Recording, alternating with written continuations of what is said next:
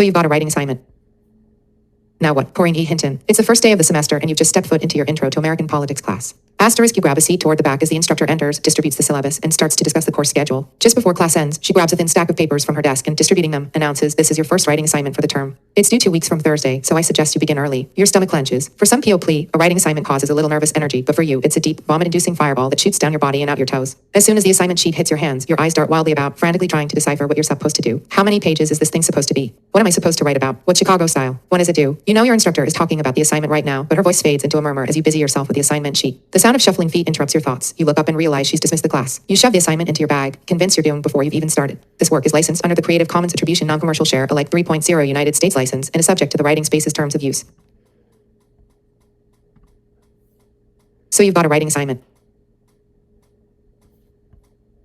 Now what? First, don't panic. Writing assignments make many of us nervous, but this anxiety is especially prevalent in first-year students. When that first writing assignment comes along, fear, anxiety, avoidance, and even anger are typical responses. However, negative emotional reactions like these can cloud your ability to be rational, and interpreting a writing assignment is a rational activity and a skill. You can learn and cultivate this skill with practice. Why is learning how to do it so important? First, you can learn how to manage negative emotional responses to writing. Research indicates emotional responses can affect academic performance over and above the influence of cognitive ability or motivation. Pecron 129. So, even when you have the knowledge or desire to accomplish a particular goal, your fear, anxiety, or boredom can have greater control over how you perform. Anything you can do to minimize these reactions and potentially boost performance benefits your personal and intellectual wellness. Learning to interpret writing assignment expectations also helps encourage productive dialogue between you and your fellow classmates and between you and your instructor. You'll be able to discuss the assignment critically with your peers, ask them specific questions about information you don't know, or compare approaches to essays. You'll also be able to answer your classmates' questions confidently. Many students are too afraid or intimidated to ask their instructors for help, but when you understand an instructor's expectations for an assignment, you also understand the skills being assessed. With this method, when you do not understand a requirement or expect a tone, you'll have more confidence to approach your instructor directly, using him as a valuable resource that can encourage you clarify confusion or strengthen your understanding of course concepts. What follows is a series of practical guidelines useful for interpreting most college writing assignments. In my experience, many students already know and employ many of these strategies regularly. However, few students know or use all of them every time. Along the way, I'll apply some of these guidelines to actual assignments used in university classrooms. You'll also be able to get into the heads of other students as they formulate their own approaches to some of these assignments. 1. Guidelines for interpreting writing assignments. 1. Don't panic and don't procrastinate. Writing assignments should not incite panic, but it happens. We've already discussed how panicking and other negative reactions work against you by clouding your ability to analyze a situation rationally. So when your instructor gives you that writing assignment, don't try to read the whole assignment sheet at breakneck speed. Instead, take a deep breath and focus. If your instructor talks about the assignment, stop what you're doing and listen. Often, teachers will read through the assignment aloud and may even elaborate on some of the requirements. Write down any extra information or advice your instructor provides about the requirements, his or her expectations, changes, possible approaches, or topic ideas. This information will be useful to you as you begin thinking about the topic and formulating your approach. Also, pay attention to your classmates' questions. You might not need those answers now, but you may find them helpful later. If you're an undergraduate student taking more than one class, it's not uncommon to have several writing assignments due within days of each other.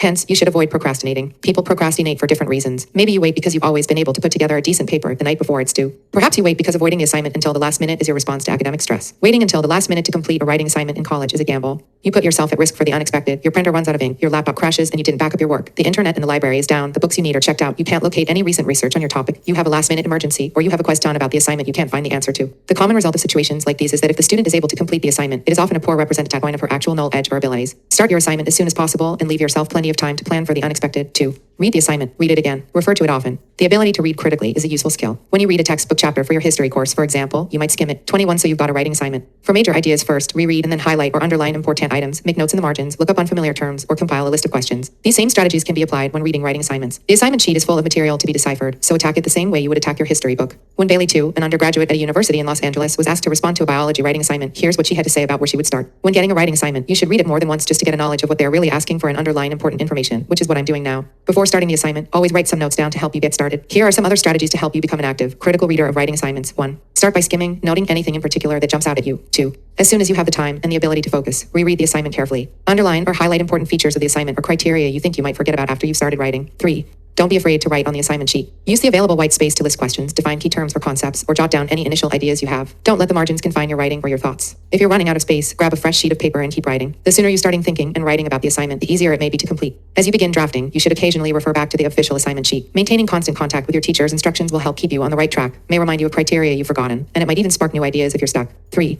Know your purpose and your audience. Instructors give writing assignments so students can demonstrate their knowledge and / or their ability to apply knowledge. On the surface, it may seem like the instructor is simply asking you to answer some questions to demonstrate that you understand the material or to compare and contrast concepts, theorists, or approaches. However, assessing knowledge is usually just one reason for the assignment. More often than not, your instructor is also evaluating your ability to demonstrate other critical skills. For example, she might be trying to determine if you can apply a concept to a particular situation, if you know how to summarize complex material, or if you can think critically about an idea and then creatively apply that thinking to new situations. Maybe she's looking at how you manage large quantities of research or how you position expert opinions against one another. Or perhaps she wants to know if you can form and support a sound, credible argument rather than describing your opinion about a certain issue. Instructors have different ways of conveying what they expect from their students in a writing assignment. Some detail explicitly what they intend to evaluate and may even provide a score sheet. Others may provide general, even vague instructions and leave the rest up to you. So what can you do to ensure you're on the right track? Keep reading through these guidelines and you'll learn some ways to read between the lines. Once you identify all the intentions at work, that is, what your instructor is trying to measure, you'll be able to consider and address them. Audience is a critical component to any writing assignment, and realistically, one or several different audiences may be involved when you're writing a paper in college. The person evaluating your essay is typically the audience most college students consider first. However, your instructor may identify a separate audience to whom you should tailor your response. Do not ignore this audience. If your business instructor tells you to write a research proposal that will be delivered to members of the local chamber of commerce, then adapt your response to them.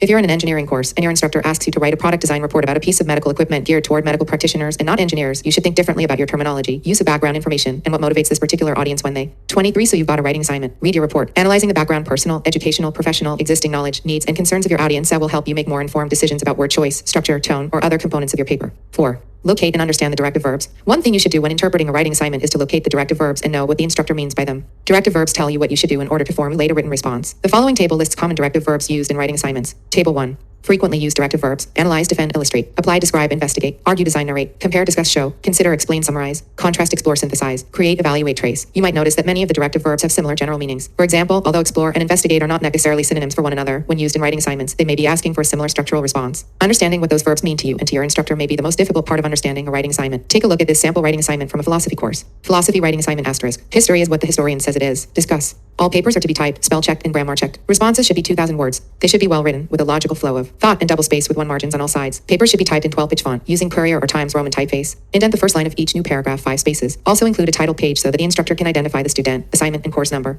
Proper standard English is required. Do not use slang or a conversational style of writing. Always avoid contractions, e.g. can't for cannot in formal essays. Always write incomplete sentences and paragraphs. Staple all papers in the upper left-hand corner and do not put them in a folder, binder, or plastic cover. All written work, citations, and bibliography should conform to the rules of composition laid down in the Chicago Manual of Style 15th edition or Charles Lipson's Doing Honest Work in College Chapter 5. A paper that lacks correct citations and / or a bibliography will receive an automatic 10% reduction in grade. Asterisk sample undergraduate philosophy writing assignment courtesy of Dr. Kenneth Locke, Religious Studies Department, University of the West. You may interpret the word discuss in one way while your instructor may have a different understanding. The key is to make certain that these two interpretations are as similar as possible. You can develop a mutual understanding of the assignment's directive verbs and calculate an effective response using the following steps. 1. Look up the verb in a dictionary and write down all of the definitions. 2. List all possible synonyms or related terms and look those up as well. Then, see if any of these terms suggest a clearer interpretation of what the assignment is asking you to do. 3. Write down several methods you could use to approach the assignment. Check out guideline 8 in this essay for some common approaches. 25. So you've got a writing assignment. 4. Consult with your instructor, but do not be discouraged if he/she is unwilling to clarify or provide additional information. Your interpretation of the directions and subsequent approach to fulfilling the assignment criteria may be one of its purposes. 5. Consult a trusted peer or writing center tutor for assistance. 6. Figure out what you know. When deciphering an assignment's purpose is particularly challenging, make a list. Think about what you know, what you think you know, and what you do not know about what the assignment is asking you to do. Putting this list into a table makes the information easier to handle. For example, if you were given an assignment that asked you to analyze presentations in your business ethics class, like the assignment in Figure 2, your table might look like Table 2 below. Business writing assignment presentation analysis. During 3 weeks of class, you'll observe several small group presentations on business ethics given by your fellow classmates. Choose 2 of the presentations and write a short paper analyzing them. For each presentation, be sure to do the following. 1. In one paragraph, concisely summarize the group's main conclusions. 2. Analyze the presentation by answering any 2 of the following. 3. A. With which of the group's conclusions do you agree? Why? With which of the conclusions do you disagree? Why? Include specific examples of both. B. What particular issue of ethics did the group not address or only address slightly? Analyze this aspect from your perspective. C. In what way could you apply one or more of the group's conclusions to a particular situation? The situation could be hypothetical, one from your personal or professional experience, or a real-world example. The paper should be no more than 3 pages in length with 12 pt font, 112 line spacing. It is due 1 week after the conclusion of presentations. Your grade will depend upon 1. The critical thought and analytical skills displayed in the paper. 2. Your use of ethical principles from Chapter 7 of our textbook. 3. The professionalism, correctness, and logic of your writing. Table 2. Sample knowledge table for undergraduate business writing assignment. What I know, what I think I know, what I don't know. Need to observe and take notes on 2 presentations. Concisely means short, so my summary should be shorter than the other parts of the paper. What does the professor mean by critical thought? Need to summarize each group's conclusions. I think I need to apply my own understanding of ethics to figure out which issue the group didn't address. How does the professor evaluate professionalism? How do I demonstrate this? 3 pages long, 12 pt font, and 112 spacing. I think I understand everything from Chapter 7. Do I need to apply both groups' conclusions to the same situation or to 2 different ones? Need to include personal opinion. I think it's okay to say I in the paper. How much personal opinion should I include, and do I need specific examples to support my opinion?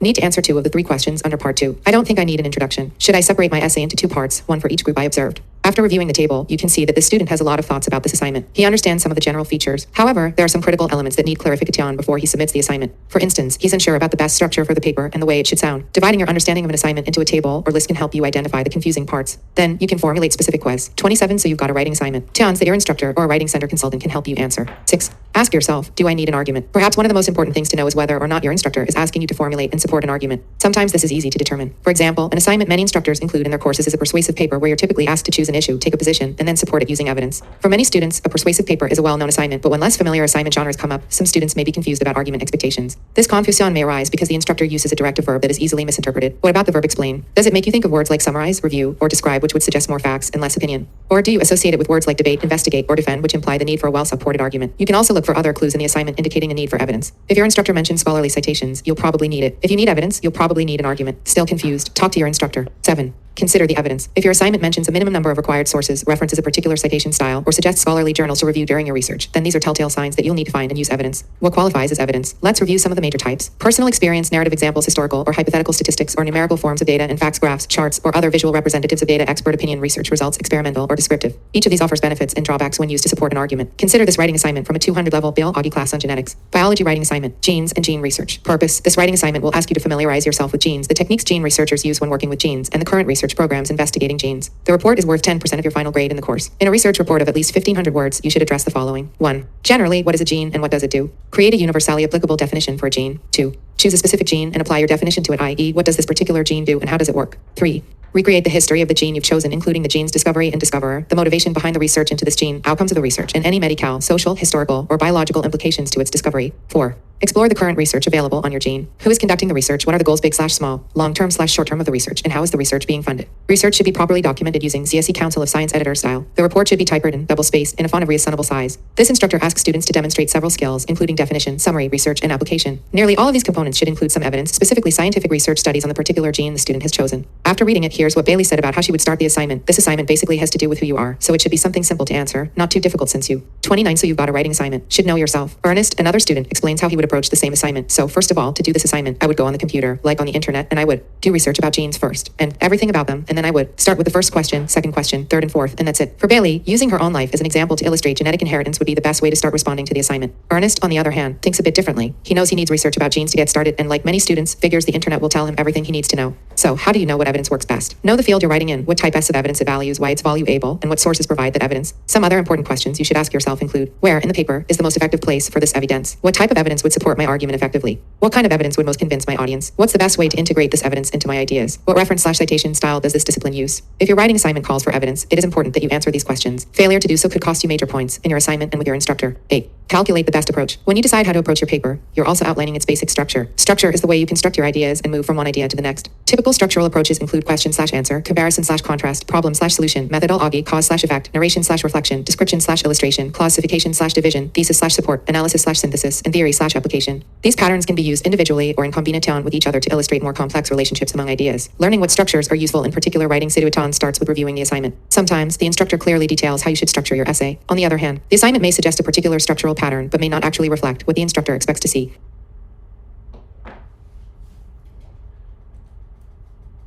For example, if the prompt asks 4 questions, does that mean you're supposed to write a paragraph for each answer and then slap on an introduction and a conclusion? Not necessarily. Consider what structure would deliver your message accurately and effectively. Knowing what structures are acceptable within the discipline is also important. Many students are uncomfortable with rigidity. They wonder why their chemistry lab reports must be presented just so. Think about the last time you looked at a restaurant menu. If you're looking for appetizers, those items are usually listed at the front of the menu, whereas desserts are closer to the back. If a restaurant menu listed the desserts up front, you might find the design unfamiliar and the menu difficult to navigate. The same can be said for formalized writing structures, including lab reports or literature reviews. For example, examining scholarly publications, journal articles, or books within that field will help you identify commonly used structural patterns and understand why those structures are acceptable within the discipline. 9. Understand and adhere to formatting and style guidelines. Writing assignments usually provide guidelines regarding format and / or style. Requirements like word count or page length, font type or size, margins, line spacing, and citation styles fall into this category. Most instructors have clear expectations for how an assignment should look based on official academic styles, such as the Modern Language Association MLA, the American Psychological Association APA, the Chicago Manual of Style CMS, or the Council of Science Editor CSE. If your instructor specifically references a style, then locate a copy of the manual so you'll know how to cite source material and how to develop your documents, format, font, spacing, margin size, etc. And style use of headings, abbreviations, capitalization. Occasionally, an instructor may modify standard style to meet her personal preferences. Follow any additional formatting or style guidelines your instructor provides. If you don't, you could lose points unnecessarily. They may also refer you to scholarly journals to use as models. Don't ignore these. Not only will you be able to review professional examples of the kinds of work you're doing like lab reports, Lit. 31, so you've got a writing assignment, reviews, research reports, executive summaries, etc. You'll also learn more about what style of writing a discipline values. 10. Identify your available resources and ask questions. Even after following these steps, you may still have questions. When that happens, you should know who your resources are and what they do and don't do. After Nicole read the business ethics assignment provided earlier in this chapter, she said, I would send a draft to and ask him if he could see if I'm on the right track. Nicole's instincts are right on target. Your primary resource is your instructor. Professors may appear intimidating, but they are there to help. They can answer questions and may even offer research recommendations. If you ask ahead of time, many are also willing to review a draft of your project and provide feedback. However, don't expect your teacher to proofread your paper or give you the right answer. Writing assignments are one method by which instructors examine your decision-making, problem-solving, or critical thinking skills. The library is another key resource. Reference librarians can help you develop an effective research process by teaching you how to use the catalog for books or general references, how to search the databases, and how to use library equipment, copy machines, microfiche scanners, etc. They will not choose your topic or conduct your research for you. Spending some time learning from a reference librarian is worthwhile. It will make you a more efficient and more effective student researcher, saving you time and frustration. Many institutions have student support centers for writing and are especially useful for first-year students. The staff is an excellent source of knowledge about academic expectations in college, about research and style, and about writing assignment interpretation. If you're having trouble understanding your assignment, go to the writing center for help. If you're working on a draft and you want to review it with someone, they can take a look. Your writing center tutor will not write your paper for you, nor will he serve as an editor to correct grammar mistakes. When you visit your university's writing center, you'll be able to discuss your project with an experienced tutor who can offer practical advice in a comfortable learning environment. The above are excellent resources for student assistance. Your instructor, the librarians, and the writing center staff will not do the work for you. Instead, they'll teach you how to help yourself. The guidelines I've outlined here are meant to do exactly the same. So the next time you've got a writing assignment, what will you do? Discussion 1. Think about a previous writing assignment that was a challenge for you. What strategies did you use at the time? After reading the chapter, what other strategies do you think might have been useful? 2. Choose 2 verbs from the list of frequently used directive verbs table 1. Look up these verbs and possible synonyms in the dictionary and write down their definitions. If you saw these verbs in a writing assignment, what potential questions might you ask your professor in order to clarify what he/she means? 3. Choose 2 of the sample assignments from the chapter and create a chart similar to table 2 for each assignment. What differences do you notice? If these were your assignments, what evidence do you think would best support your argument, and why review guideline 7 for help? 4. What advice would you give to first-year college students about writing assignments, or instructor expected towns? Structure this advice in the form of a guideline similar to those included in the chapter. Notes. 1. My thanks to Dr. Kenneth Locke from University of the West for contributing a sample assignment to this project and to the students who participated in this exercise. Their interest, time, and enthusiasm helps bring a sense of realism to this essay, and I am indebted to them for their assistance. 2. The names of student participants in this document have been changed to retain confidentiality. Works cited, Bailey, Biology Writing.